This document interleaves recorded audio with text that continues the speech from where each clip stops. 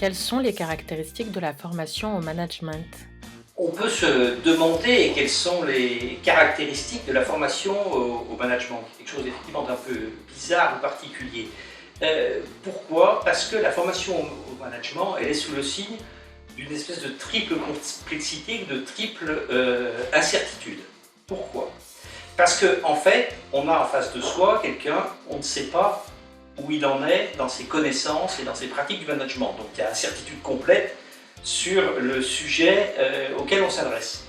Il y a une certitude assez forte sur le domaine, le contenu où on veut l'embarquer. Il n'y a pas une définition de ce qu'est le bon management, une définition universellement acceptée. Par contre, si on fait un cours de chimie, on sait, il y a ce qui est vrai, ce qui est faux, ça c'est clair.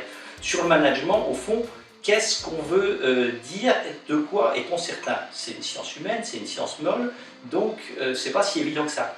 Et puis troisième incertitude, on n'a aucune idée de l'effet de ce que l'on fait et de ce que l'on dit à une personne sur ses croyances, son savoir et ses pratiques. Donc on part d'un lieu non identifié pour aller à un lieu non identifié par un chemin non identifié. Qu'est-ce que la formation en ligne peut apporter de plus? Pourquoi le e-learning peut prendre une place intéressante ou renouvelée? C'est la deuxième question qu'on peut se poser.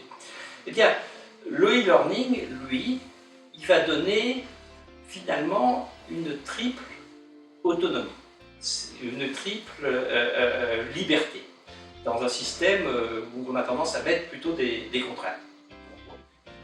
Parce que quand vous suivez une formation, première liberté, vous faites quand vous voulez, puisque c'est quelque sorte du streaming, donc c'est un peu quand vous voulez. Vous le faites où vous voulez.